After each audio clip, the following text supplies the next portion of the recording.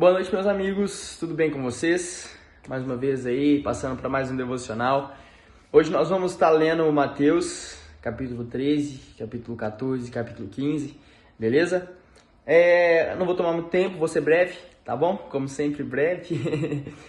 Então é isso. Gente, só antes de começar, na minha pregação no sábado, o Wesley tinha me perguntado sobre qual material eu estava usando para estudar acerca da natureza de Cristo, sobre qual material que eu estive utilizando. E é esse aqui, eu falei com ele, Manual da Teologia Sistemática por Zacarias Severa. Zacarias Severa. Tá? Ele é muito bom, ele tem tópicos como cristologia, ele tem tópicos como pecado, também sobre céu, também sobre inferno. Então ele ensina bastante coisa aqui nesse livro sobre teologia sistemática.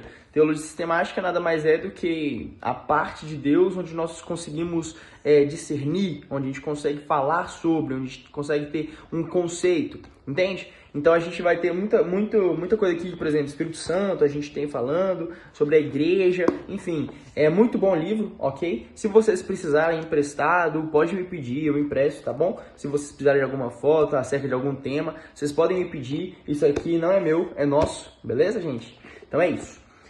Gente, aqui em Mateus capítulo 13, nós vemos muitas parábolas. E eu acho que o enfoque principal desse capítulo são parábolas no geral. Porque Jesus ele começa falando sobre uma parábola, que é a parábola do semeador, e depois ele parte para a parábola do joio, enfim. E até tem uma breve discussão sobre por que parábolas, Jesus? E assim, eu tenho uma definição em mim que creio que Jesus falava sobre parábolas para explicar coisas difíceis de forma fácil, né? Explicar coisas do reino que são espirituais de uma forma mais humanizada, para que as pessoas entendessem. Então, eu creio que esse seja o conceito das parábolas no geral. Nós temos essas parábolas aqui, elas têm um certo conceito em que todas as parábolas elas vão falar sobre reino de Deus, reino dos céus, né? A gente consegue reparar isso em todas as parábolas. E principalmente nessa do joio e do trigo, nós vemos essa parada de separação, sabe? De cristãos, pessoas que são gentias, que não creem em Deus, e elas crescerem juntas e depois elas serem separadas de qualquer forma. Beleza? Eu achei muito interessante esse capítulo por causa dessas parábolas. Até teve aquela do grão de mostarda também, que Jesus ele fala. E é isso. O versículo tema, que eu achei muito interessante, esse versículo, tá lá no versículo 44. Vamos lá. Também o reino do céu é semelhante a um tesouro escondido num campo, que um homem achou e escondeu. E pelo gozo dele, vai, vende tudo quanto tem e compra aquele campo. Isso eu acho muito bacana, que essa analogia, nós sempre vamos ver Jesus fazendo essa analogia ao evangelho, né, ao reino de Deus, e ele é muito assemelhado, tem muita semelhança com vender tudo, com deixar tudo. E isso eu acho muito interessante nessas parábolas que Jesus faz, ele sempre busca trazer essas analogias de deixar tudo de lado e seguir a ele, seguir o evangelho. Mateus capítulo 14. Mateus capítulo 14. Infelizmente, nós vemos aí a morte de um personagem importante no último capítulo, que Jesus ele enaltece, né, a pessoa de João Batista, e infelizmente no capítulo 14 ele é executado. Infelizmente, perdemos aí um amigo, mas assim, creio que a vida dele, o que ele fez em vida, foi muito maior do que o que sua morte representa. Né? No caso, nós vemos Herodes aqui sendo o principal protagonista dessa kill, né? E assim, Jesus também sendo um protagonista dessa situação, porque creio que por causa de Jesus que João Batista morreu. Afinal, o capítulo ele começa naquele tempo, ouviu Herodes, o tetrarca, a fama de Jesus. E daí vem o desenrolo da história, tá? Eu creio que Jesus ele deve ter sentido muito essa dor.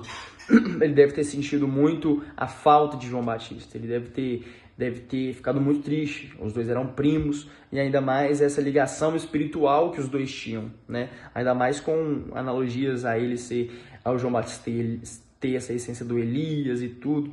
Enfim, eu achei isso muito bacana. No mesmo capítulo, nós vemos Jesus fazendo a primeira multiplicação de pães e peixes. E depois ele anda sobre as águas. assim, só coisa normal, né, assim, de homens fazerem. Então nós vamos adentrando mais nesse personagem, que é Jesus, que nós conseguimos reparar nele uma coisa diferente. Esse cara não é normal, beleza. Isso a gente já não achava ele normal enquanto ele curava as pessoas, enquanto ele expulsava os demônios. Agora ele é menos normal, porque ele está andando sobre as águas, está multiplicando pães e peixes.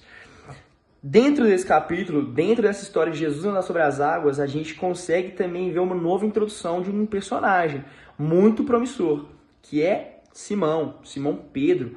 Olha só, Jesus, ele andando sobre as águas, Simão Pedro, ele fala, ó, se você é mesmo quem você diz, então me peça para ir até você, tá ligado? E ele falou, não, beleza, se você tiver fé, pode vir. Então nós vemos esse cara, esse Simão, esse personagem, ele tomando um novo rumo na história. Não, tipo assim, como se ele fosse um discípulo comum, como os outros eram, né? Não que os outros eram, né? Mas, tipo, ele tomando uma iniciativa, ele sendo aquele cara que vai à frente, aquele cara que comanda a tropa, sabe? Então nós conseguimos reparar isso nesse personagem, que talvez ele possa ter uma alavancagem maior nos próximos capítulos da nossa história. E é isso. Enfim, o versículo tema que eu achei muito importante é o versículo 28 ao 29. Vamos lá. E respondeu-lhe Pedro e disse, Senhor, se és tu, manda-me ir ter contigo por cima das águas. E ele disse, vem. E Pedro, descendo do barco, andou sobre as águas para ir ter com Jesus. Olha que loucura, né? Exatamente o que eu acabei de falar, que tem que ter muita fé para você andar sobre as águas, ainda mais para ver Jesus e segui-lo assim, dessa forma. Mas enfim, próximo capítulo, Mateus, capítulo 15, eu vou começar pelo meu versículo tema, que eu achei muito bacana esse versículo. Tá aqui no versículo 11, o que contamina o homem não é o que entra na boca, mas o que sai da boca. Isso é o que contamina o homem. Falando muito acerca por exemplo, das coisas que nós falamos, né? Aquela palavra afiada, aquela palavra que machuca, críticas, fofoca, às vezes palavras que tem no nosso coração, o nosso coração está repleto de ódio, então nossas palavras são de ódio também. Eu achei isso muito interessante.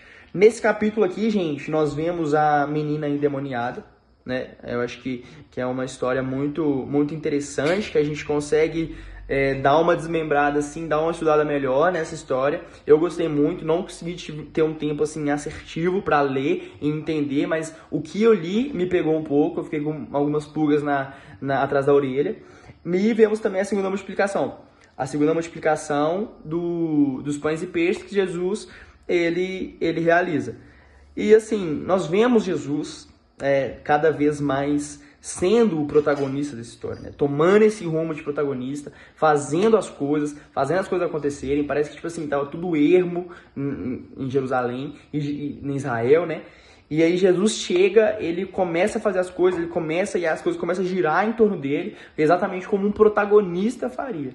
E Jesus, ele tem muito essa cara nesse livro, né? De ser esse cara que puxa a responsa para ele. Eu achei isso muito interessante, tá? Em Mateus 15. E pela segunda vez, ele protagonizando essa cena de estar multiplicando pães e peixes, né? Mostrando que nem só de pão, quer dizer, nem só de Espírito Santo viverá o homem, né? Mas do pão também. Então Jesus, ele mostrava a importância de ter o alimento ali, de ter alguma coisa para suprir aquelas pessoas, não simplesmente o seu falar, suas palavras, etc. E mesmo se não tivesse, ele mostra que ele, a partir dele, ele faria ter, né? Isso eu achei muito interessante, gente. Então é isso, devocional de hoje feito, beleza, gente? Vocês fiquem com Deus. Próximo aí, vamos pra cima, beleza? Com Deus!